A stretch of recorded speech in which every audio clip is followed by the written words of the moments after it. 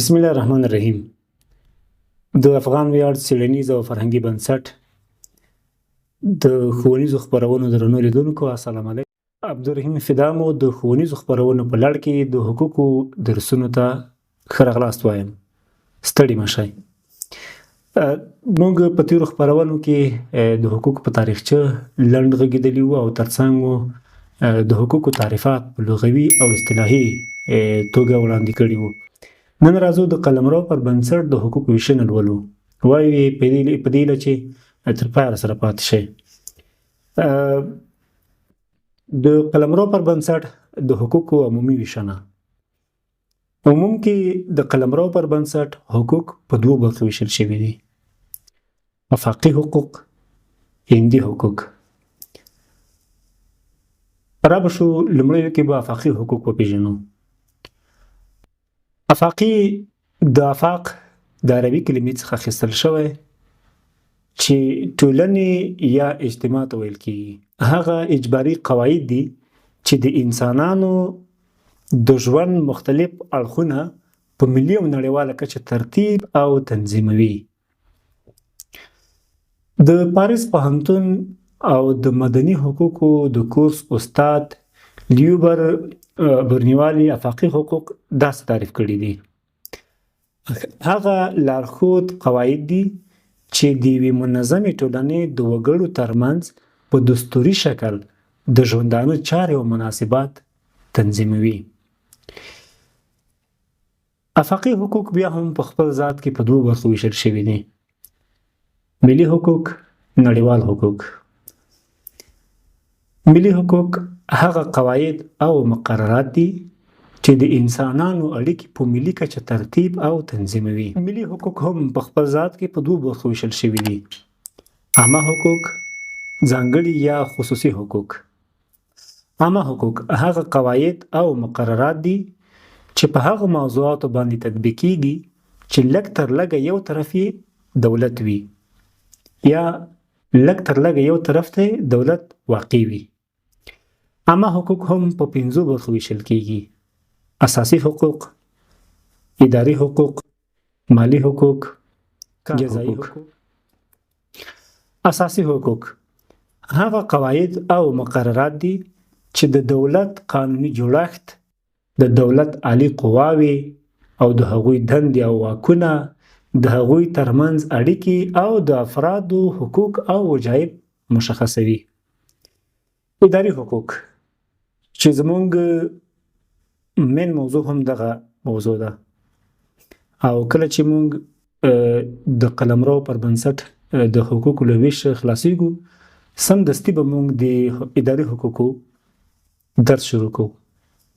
د قواعدو هغه ټولګه ده چې په ادارو پورې اړوند موضوعات تر بحث او څېړنې لاندې نیسي.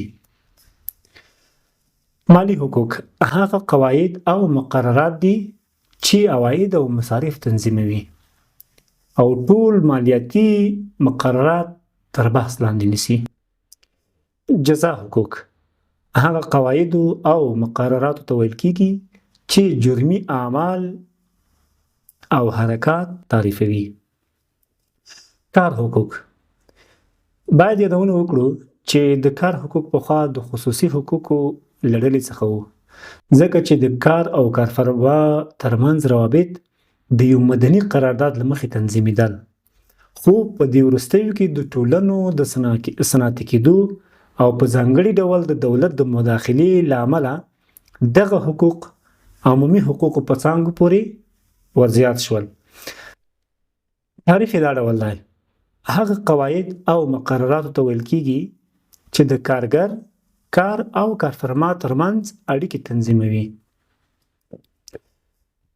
ځانګړي یا خصوصي حقوق چې د دولت د موجودیت پرته د انسانانو اړیکې له یو بل سره ترتیب او تنظیموي. ځانګړي حقوق په 2 برخو ویشل کېږي: مدني حقوق، تجارت حقوق. مدني حقوق د خصوصي حقوقو هغه څانګې ته ویل کېږي چې د اشخاصو، کورنۍ، وجایبو او تعهداتو، اموالو، مالکیت، مدني مسؤلیت، آس او وصیت پورې اړوند موضوعات تر څېړنې او بحث لاندې نیسي. مدني حقوق د خصوصي حقوقو اساسي او تر ټولو ځانګړې یا ډېره مهمه څانګه ده. کله چې د خصوصي حقوقو په نورو څانګو کې د موضوع حل لاره ونه موندل شي، نو د مدني حقوقو قواعدو ته مراجعه کیږي او په څلورو برخو ویشل کیږي: وجایب حقوق، فامیل حقوق، عیني حقوق او میراث حقوق. راځو هر یو تعریف جلا جلا تر بحث لاندې نیسو. د وجایب حقوق د هغه قواعدو او مقرراتو مجموعه ده چې د افرادو له وجایبو څخه بحث کوي. فامیل حقوق هغه قواعد چې په کورنۍ باندې حاکم او په کورنۍ پورې اړوند چارې تنظیموي. د فامیل حقوق موضوعات عبارت دي له نامزادۍ، ازدواج، نفقه، د ازدواج انحلال، نسب، رضا، حضانت، دې ته ورته نور موضوعات. عیني حقوق د هغه قواعدو او مقرراتو مجموعه ده چې د فرد اړیکه یا رابطه د عین سره ترتیب او تنظیموي. یا په بل عبارت هغه قواعد او مقررات دي چې د ملکیت د ترلاسه کولو له اسبابو، ډولونو، له هغه نه د ګټې اخیستلو د څرنګوالي، د هغه د لاسه ورکولو له اسبابو او دې ته ورته نورو موضوعاتو باندې بحث او څېړنه وکړي. میراث حقوق د قواعدو او مقرراتو هغه ټولګه ده چې د میت د مترکې له برخلیک څخه بحث کوي، یا هغه قواعد او مقررات دي چې په میراث پورې اړوند موضوعات تر بحث او څېړنې لاندې نیسي. د میراث احکام هغه وخت جاری کیږي چې د میراث ارکان، اسباب او شرایط یې موجود شي. د نه موجودیت په صورت کې د میراث احکام نه تطبیق کیږي. د میراث ارکان درې دي: مورث، وارث، موروث. وارث هغه شخص ته ویل کیږي چې له هغه څخه میراث وړل کیږي، یعنی متوفي شخص، هغه کس چې وفات شوی دی. دوهم وارث هغه شخص ته ویل کیږي چې د شریعت یا قانون په حکم د میراث مستحق ګڼل کیږي، لکه له وفات شوي څخه د هغه د کورنۍ غړي. دریم موروث له متوفي څخه پاتې شوي مال او درایه ته موروث یا مترکه ویل کیږي. د میراث اسباب دوه دي چې عبارت دي له قرابت او زوجیت څخه، چې په سلسله مراتب په لحاظ په ذوی الفروض او عصبه باندې ویشل کیږي. ذوی الفروض چاته ویل کیږي؟ هغه څوک چې په میراث کې معلومې برخې ولري ذوی الفروض بلل کیږي، لکه مور، پلار، ښځه، خاوند، یا دې ته ورته نور. عصبه د ذوی الفروض خلاف هغه چاته ویل کیږي چې په میراث کې معلومې برخې نه وي ټاکل شوي یا ورته معلومې نه وي، لکه ښه مثال یې زوی دی.